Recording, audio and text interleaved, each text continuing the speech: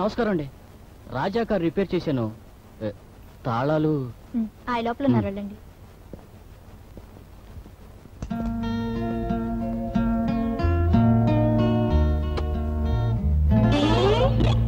Hello Sudha. చూడండి. Sorry madam. నా పేరు సుధ కాదు, వనిత. వాళ్ళు ఏం చేసినా మనమంతా కలిసికట్టుగా ఉండాలి. మన జీవితాన్ని బాగు చేసుకోవడానికి ఇది ఆఖరి అవకాశం. మనం పడుతున్న ఇక్కట్లన్నీ అందరం వెళ్లి ధైర్యంగా పిఏ గారికి వినిపిద్దాం. ఆ సార్వభౌమరావు బెదిరింపులకు మనం ఎవరం భయపడకూడదు. ఈ ఊళ్ళో ఎవరైనా సరే అతనికి ఒత్తాసుగా నిలబడకూడదు. ఇదేదో ఇతను వచ్చిన పోట్లాడుగా ప్రభుత్వాలు భావిస్తున్నారు. కష్టాల చీకట్లో పోగొట్టడానికి మనకు ఆశాజ్యోతి లభించింది. దుర్మార్గులు ఆ దీపాన్ని ఆస్పడానికి ఎన్నో ప్రయత్నాలు చేస్తున్నారు. మనం చచ్చినా సరే వాళ్ళకు లొంగిపోకూడదు.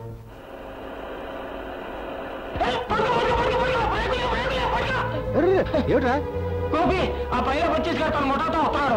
మనోళ్ళందరినీ లొంగ తీసుకోవడానికి ప్రయత్నం చేస్తాడు ఏటో. సరే, మన వాళ్ళని ఇల్లు వదిలి బయట రావద్దని చెప్పు. దాని గురించి ఏం కంగారు పడొద్దు. ఆడు మై కట్టుకో సోదర సోదరీమణులారా అన్నకంటే చాలు అందరి ఇళ్ళు తలుపు వేసుకుంటారు. మహాజనులారా, సోదర సోదరీమణులారా, నేను మీకు శుభవార్త పట్టుకొచ్చాను. ఇది ఎలక్షన్ మీటింగ్ కాదు కనుక మీరంతా ధైర్యంగా ఉండండి. సోదరులారా, వెళ్ళిపోకండి, నా మాట వినండి. అరుగు మీద కూర్చున్న సోదరులారా, మీరైనా నా అయ్యో మీరు కూడా వెళ్ళిపోతున్నారా? నా మాట ఎవరూ వినిపించుకోరే. ఇప్పుడు ఇక్కడికి వచ్చిన మంత్రి గారి పిఏ గారితో మన ఊరికి కావలసిన సదుపాయాల గురించి చెప్పాను. రండి, పిఏ గారికి వినిపించేటారండి. సోదరులారా, ఈ రోజే మా బావ సార్వభౌమరావు పుట్టినరోజు. ఆ సందర్భంగా మీకు పంచెలు చీరలు కానుకాయి. వాటిని తీసుకోవడానికన్నా బయటికి రండి.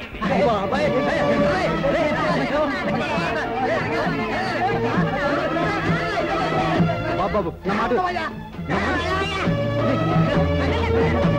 రండి రండి రండి రండి అమ్మా, రండి రండి. తీసుకోండి తీసుకోండి తీసుకోండి అమ్మా, తీసుకోండి. అక్కడ పిఏ గారు ఉన్నారు, వెళ్ళి చెప్పండి. తీసుకోండి తీసుకోండి. ఈ జనానికి లేదు. 3000 రూపాయలు ఖరీచేసే ధాన్యం పంపించామండి. డబ్బులు ఇవ్వలేదా? ఇచ్చారయ్యా. 30 రూపాయలు చీర, 15 రూపాయలు చొక్కా. అది లంచం కింద ఇచ్చారయ్యా. అయ్యా బాబయ్య, మమ్మల్ని మీరే కాపాడాలయ్యా.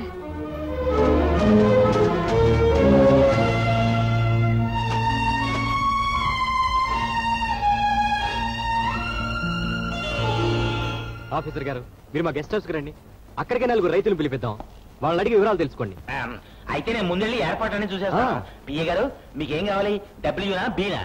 అంటే డబ్ల్యూ అంటే విస్కీ అండి, బి అంటే బ్రాండీ అండి. సర్లేండి, 2 కలిపే తాగేద్దరు గానీ. మరి మీకు చెనక్ పాయల బజీ ఎక్కడి నుంచి తెప్పించమంటారు? గుడివాడ నుంచా, భీమవరం నుంచా? మీరు ఖర్చు చేసే దాంట్లో 10% వాళ్ళకిస్తే 7 ఓట్లు బదులు 10 ఓట్లు పడి ఉండేవి. మీ విషయాలన్నీ మాకు బాగా తెలుసు. మిస్టర్ గోపి, నేను వచ్చిన పని అయిపోయింది. మీరు నాతో రండి. మనల్ని ముంచేసి వెళ్ళిపోతున్నాడు మావయ్య. ఆ సంగతి వదిలిపెట్టు. నాకు అస్సలు అర్థం కాని పాయింట్ ఇంకోటి ఉందలుడు. నాకు 7 ఓట్లే వస్తున్న సంగతి హైదరాబాద్ దాకా ఎలా తెలిసిందని.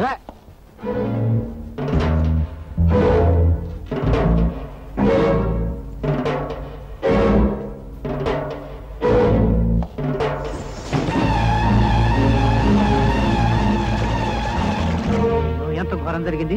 పెళ్ళై వారం రోజులు కూడా కాలేదు. ఎవరో చంపేసి నీళ్ళలో పడేశారండి. ఇదంతా అక్కడ పని అయి ఉంటుంది. ఎంత అన్యాయమయ్యా ఇది.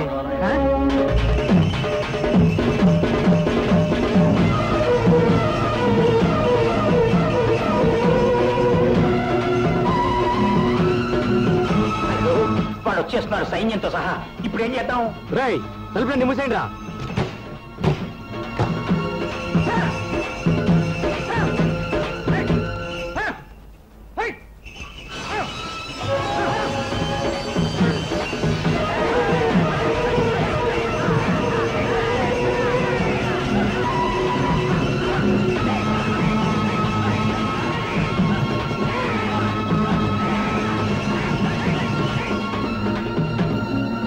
పిరికిస్తున్నారా?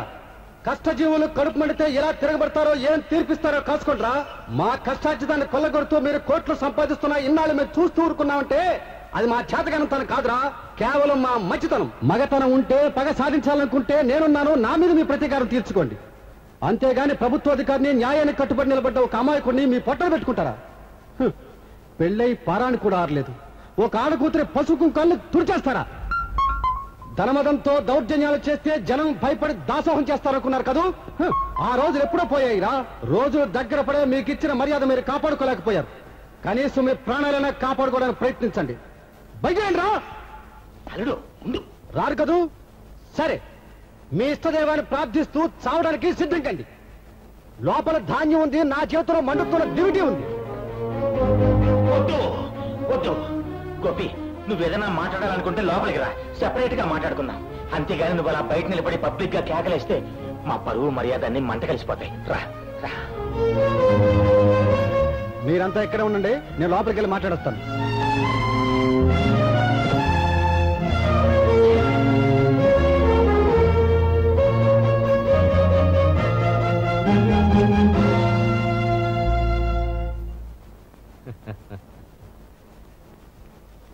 నువ్వు చాలా బలవంతుడు అనుకున్నాను, ఎంతో బుద్ధిమంతుడు అనుకున్నాను. కానీ నీకు నీ గిత్తలకి ఏమాత్రం తేడా లేదు. చూడు గోపి, ఇది డబ్బు, నీకెంత కావాలన్నా తీసుకో. కానీ నువ్వేం చేయాలనుకున్నావో మానుకో.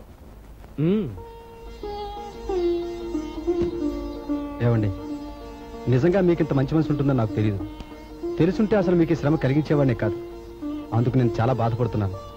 నన్ను క్షమించండి. అమ్మయ్యా, ఈ ఒక్క మాటతో మా గుండెల నుంచి టన్ను బరువు దించేసేవయ్యా. ఏది అర్జెంట్ గా నాకు షేకండి.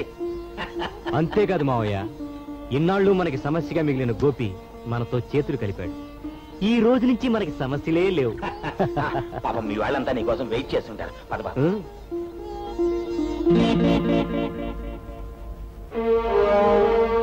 సంతోషంగా ఉంది కదూ?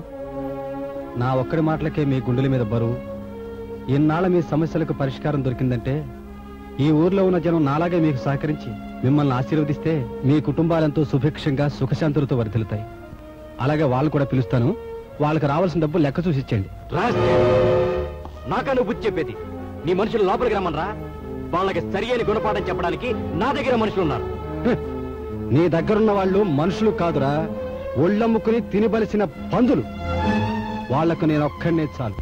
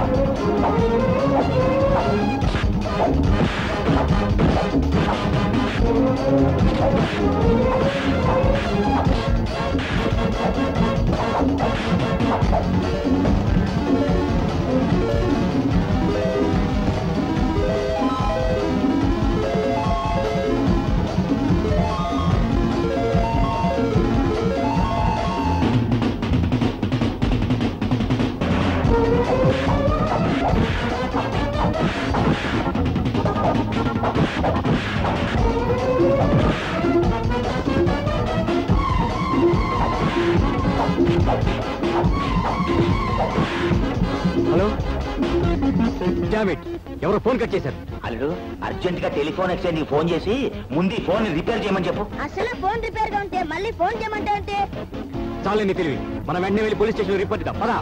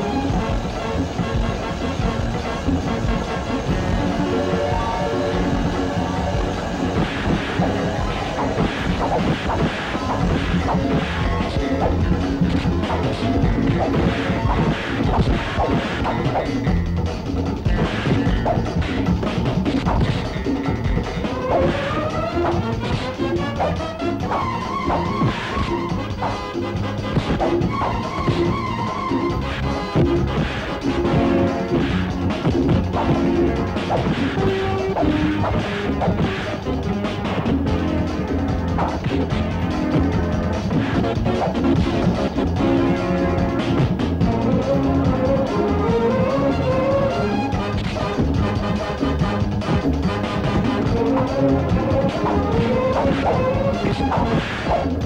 you.